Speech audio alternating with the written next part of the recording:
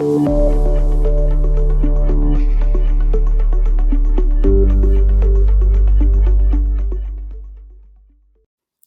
for that lovely introduction, Margaret. Hello, everyone. I'm thrilled to be here today to talk about the role of machine learning in behavior change. I prepared a few slides. Let's start showing them. Wonderful. So what behaviors are we talking about and why we change them?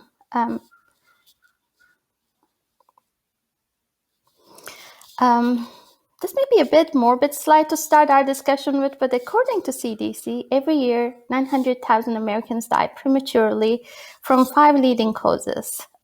This particular statistic is from the US. I know a lot of you are following this conference from many other countries.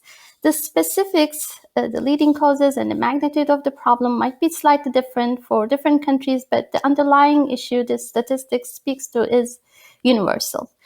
And what is tragic here is, according to CDC, again, many of those deaths are preventable. And the numbers you see here are somewhat conservative estimates because there's still so much that we don't understand about epigenetics. When we study complex chronic conditions and understand the underlying molecular mechanisms, it's becoming more and more clear that it's not what genes you have, it is more what those genes do. So it's not a static conception of nature or nurture, it's more your genes and environment continuously interacting to produce characteristics. When we look at the modifiable risk factors for all these diseases, one thing becomes very clear. They share a lot. So lack of physical activity, having a poor diet, sleep deficiency, tobacco and alcohol use, and not maintaining a healthy weight are some modifiable risk factors. And being healthy is not necessarily a single decision that you make. It is hundreds of the little decisions you make throughout the day that will have a big impact on our lives. So it is clear why we would be interested in moving more, eating better, sleeping more, and be more mindful. I'm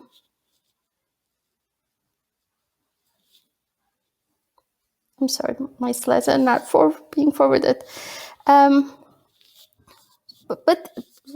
you may think that it is problem solved. Yes, we should do all of these things, but we still don't do them.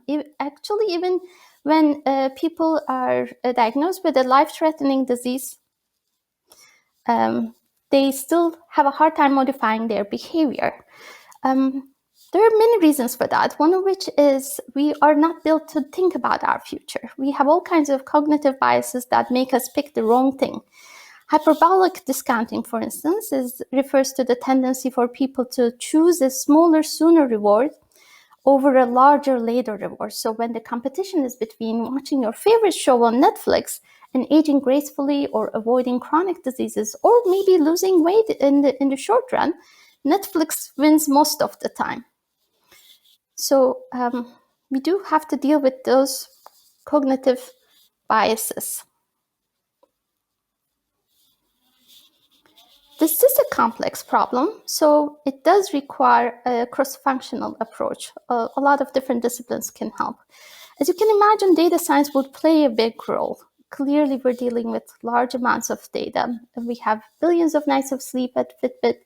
We have tens of millions of individuals, longitudinal data that tells us about their exercise activities, the intensity of their exercises, the frequency, when they exercise, and their sleep data, their heart rate data, their cardiovascular fitness, all kinds of interesting data. So being able to sift through that and get some meaning is important. And then since we're talking about creating interventions, design, experiment design, and statistics also matter. But this is not enough. We also need to be able to create interesting interventions that requires understanding how people make decisions. So behavior science plays a huge role. Being able to create employ behavioral economics principles matters. On top of that, what we're dealing with extremely complex. Health is a complex issue. It's everything is connected to each other. So awareness of the latest research in sleep, cardiovascular, mental health, and metabolic diseases matter. And next slide, please. So we're not the only ones who noticed this, the last mile problem. It's not just being able to predict whether or not a particular person is going to click this thing, but it is also how it is that we can create some sort of an experience that will make them pick the right behavior. So this marriage of behavior science and data science is an interesting combination that's being explored by wellness companies, healthcare companies, education, financial services, where people are needing to beat against those cognitive biases that they may have so that they'll be able to make the right decisions. Let me try my clicker again. Next slide, please.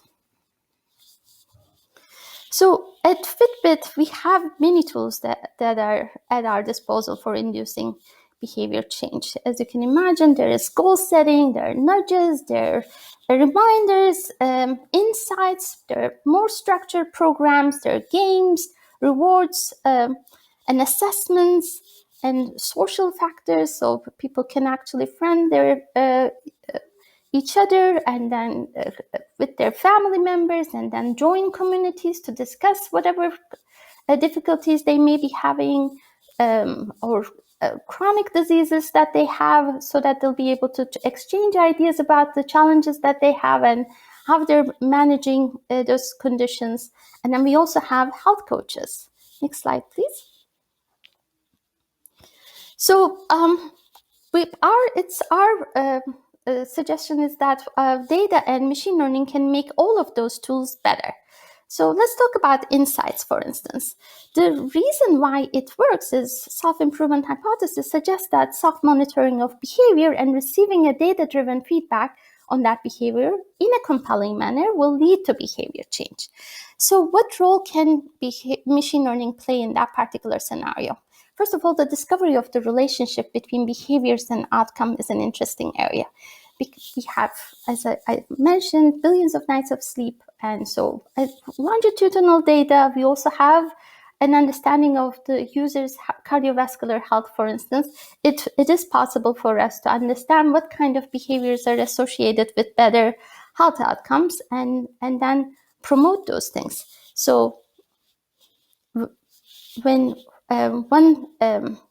so it will be possible for insights to, first of all, identify what the issue is and then highlight that, intervene at the right moment. So in this example, the user might receive something that's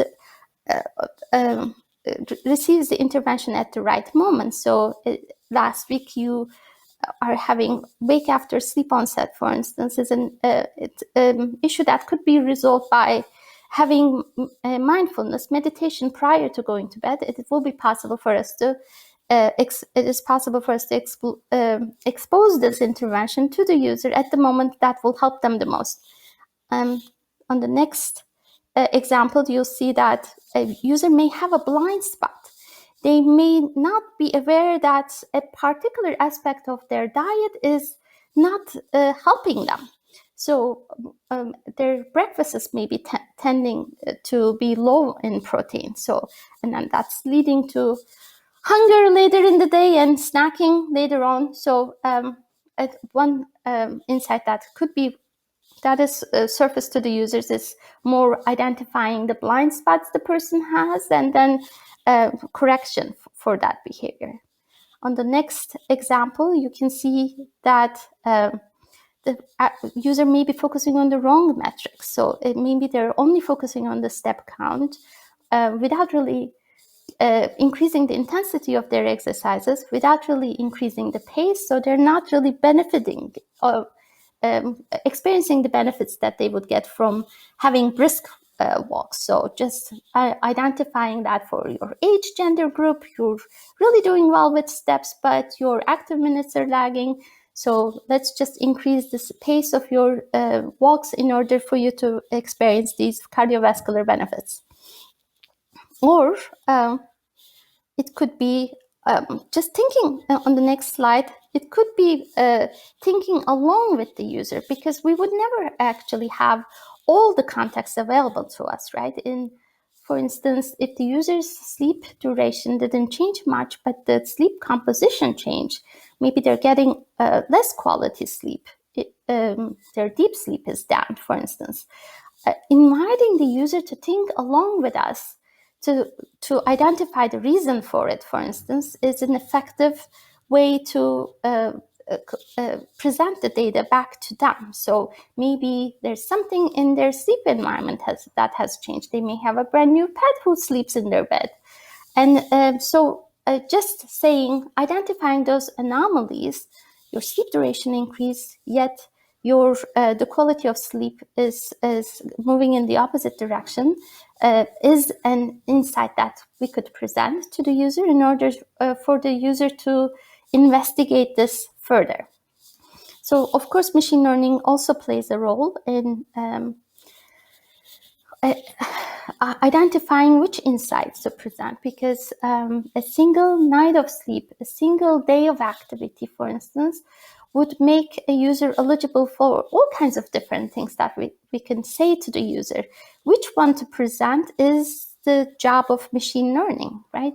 I mean, some of those things may be very rare. So we may never have an opportunity to talk about that particular thing again. So that may increase the priority of that insight over another, or the potential impact of it. So those are the kinds of things machine learning deals with. Which of all insights that are the user is eligible for, which one to surface to the user, when and where, are the kinds of things that we work on. On the next slide, you can see some examples of nudges. Nudges are these simple yet very effective tools that help people make better decisions, and they've been utilized by many different industries.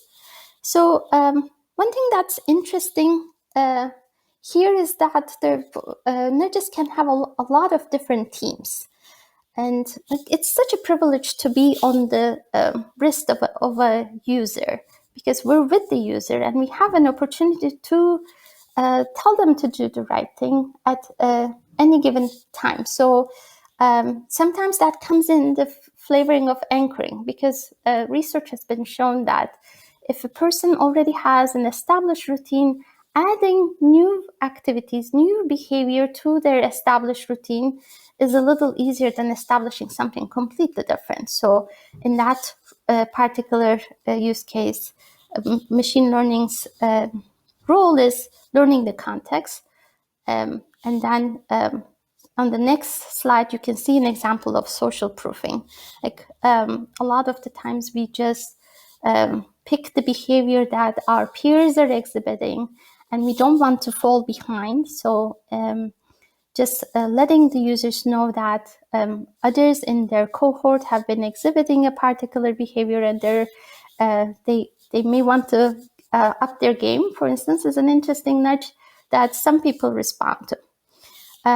On the next example, you can see the health outcomes flavor. A group of users would only respond to the types of nudges where the connection between their behavior and some sort of a health outcome is established. So they know what to do, and they want to know what it is that they would get out of that behavior and how soon. So just disseminating that particular information is a powerful nudge. On the next example, you can see triggering loss aversion. People are interested in maintaining their status, and they would rather not lose something that they feel earned.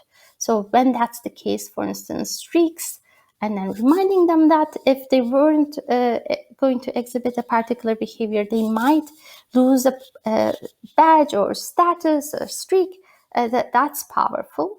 And then the last one, if you click, challenging personal belief, is a very powerful one.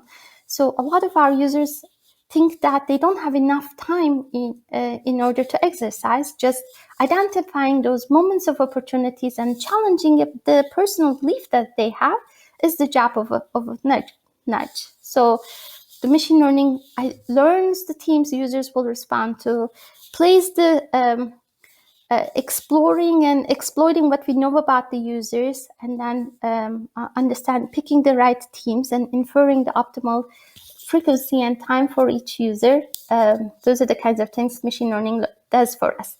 On the next slide, we can see so that we can create very personalized experiences. So some users are in need of really structured programs, like some sort of a graduation. And the role that machine learning plays in that scenario is creating dynamic routing, smart routing with variable duration. So you do this, think of Couch to 5K type of programs, for instance. When users are in these very structured programs, it is important for us to understand whether or not they're ready to move to the next step. On the next slide, you can see an example of another tool we have. It's gaming.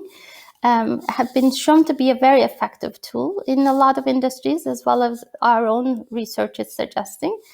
And games, the role machine learning plays in that particular scenario is to make it challenging yet attainable. So if something is extremely hard, people are not going to be engaging with it. So understanding what it is that they'll be able to do even without any intervention, and then setting the goal a little higher so that they'll up their game in order to win the game is the role machine learning plays. And like the psychology of competition is so very interesting, because how we compete, how much we move in order to win, for instance, depends a lot on who we're playing with. So exploring those things, exploiting those things are the role machine learning plays. On the next slide, of course, social. In a lot of studies, it's been shown that after supervision, social accountability is the second most effective factor in adherence to any program. So, and FitBit, we have this opportunity. People do connect with their friends, their family members, and then they join communities. And what machine learning can do in this scenario is the matchmaking algorithm, pairing you with people who've been on this journey, either at the same stage as you or a little ahead of you, in order to improve the chances of success for both parties, creating private groups so that, and deciding the optimal size and makeup of a group so that people will be able to exchange ideas more freely. And on the next slide, you can see that there's no one-size-fits-all for behavior change. A user might respond to goal-setting nudges or rewards, like really light touch type of interventions. Another user may require a lot more hand-holding with really structured programs. They may need a lot more support from friends and family and communities, may require that social accountability, or maybe need the supervision of a health coach. The role machine learning plays here, of course, is the predict which intervention tool is most likely to be successful for each user and personalize the experience for them.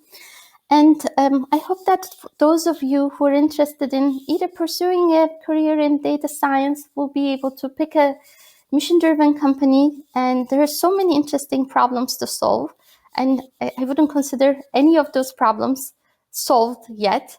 And then also find yourself in the company of other disciplines that can help create more interesting, more engaging interventions, and either up-level your skills so that you have an understanding of behavior science, behavioral economics, and then that marriage is rather powerful.